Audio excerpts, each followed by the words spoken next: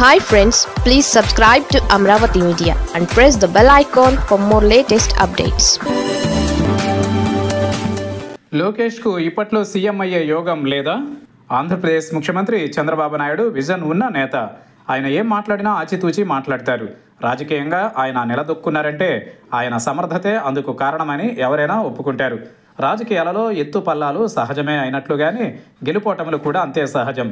కానీ 4 దశాబ్దాల నుంచి పార్టీని కాపాడుకుంటూ 4 సార్లు అధికారంలోకి తేవడం అంటే ఆషామాషీ కాదు. అందులోనూ తక్కువ సంఖ్యలో జనాభా ఉన్న సామాజిక వర్గం నుంచి వచ్చిన నేత అవ్వడంతో పాటు గ్లామర్ లేని నేతగా ఉండడంతో పాటు ప్రజలను ఆకట్టుకునే విధంగా ప్రసంగాలు చేయలేరన్న పేరున్న చంద్రబాబు ఇలా పార్టీని అధికారంలోకి తేగలిగారంటే ఆయన సత్తా మాత్రమేనని అందరూ ఒప్పుకోవాల్సిందే. కానీ అలాంటి చంద్రబాబు నాయుడు దావోస్లో వారసత్వ రాజకీయాలపై ఆసక్తికరమైన కామెంట్స్ చేయడం ఇప్పుడు చర్చనీయాంశమైంది. ఆంధ్రప్రదేశ్ ముఖ్యమంత్రి చంద్రబాబు నాయుడు తనయుడు నారా లోకేష్ రాజకీయ వారసత్వం గురించి గత కొద్ది రోజులుగా చర్చ జరుగుతోంది. భవిష్యత్ నేత లోకేష్ అంటూ అనేక మంది ప్రకటనలు చేస్తున్నారు. లోకేష్ను డిప్యూటీ సీఎం చేయాలని కొందరు, కాబోయే సీఎం లోకేష్ అంటూ మరికొందరు మంత్రులు సైతం మాట్లాడుతున్న నేపథ్యంలో లోకేష్ వారసత్వంపై చంద్రబాబు చేసిన వ్యాఖ్యలు ఆసక్తికరంగా మారాయి.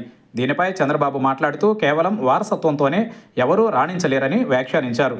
లోకేష్కు తమ కుటుంబ వ్యాపారం వారసత్వంగా అందుబాటులో ఉన్నప్పటికీ రాజకీయాలను ఆయన ప్రజాసేవ పట్ల ఆసక్తితో ఎంచుకున్నారని, వారసత్వం మాత్రమే అర్హత కాదన్న చంద్రబాబు ముఖ్యమంత్రి వ్యాపారం చేయడం లోకేష్కు చాలా సులువు, కానీ ప్రజల కోసం పనిచేయాలనే దృఢ నిశ్చయంతోనే ఆయన రాజకీయాల్లోకి వచ్చారని అన్నారు.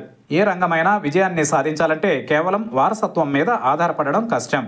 అవకాశాలను అందిపుచ్చుకోవడం చాలా ముఖ్యమని చంద్రబాబు అన్నారు. రాజకీయ రంగంలో గౌరవప్రదంగా నిలవాలంటే కుటుంబ అవసరాల కోసం రాజకీయాలపై ఆధారపడకూడదనే దృఢ నిశ్చయంతోనే తమ కుటుంబం 35 ఏళ్ల క్రితం వ్యాపార రంగంలోకి అడుగుపెట్టిందని చంద్రబాబు వివరించారు. లోకేష్కు ఈ టర్మ్లో ఉప ముఖ్యమంత్రిగా ప్రమోట్ చేయనన్నట్లేనన్న విషయం చంద్రబాబు పరోక్షంగా చెప్పినట్లయిందన్న కామెంట్స్ వినపడుతున్నాయి. లోకేష్ రాజకీయంగా మరింత రాటుదేలిన తర్వాత మాత్రమే అవకాశాలు దక్కుతాయని ఆయన చెప్పినట్లు అర్థమవుతుందని అంటున్నారు. 2029 ఎన్నికలలో మళ్లీ కూటమి ప్రభుత్వం అధికారంలోకి వచ్చిన తరువాత మాత్రమే టీడీపీ నేతల కోరిక నెరవేరే అవకాశాలు కనిపిస్తున్నాయి. అదే సమయంలో లోకేష్ కూడా హుందాగా వ్యవహరిస్తూ తాను ముఖ్యమంత్రి చంద్రబాబు అప్పగించిన పనిలో బిజీగా ఉన్నానని, ఇప్పుడు దాని గురించి ఆలోచించాల్సిన సమయం లేదని చెప్పి తన మనసులో ఉన్న మాటను కూడా లోకేష్ చెప్పినట్లయింది.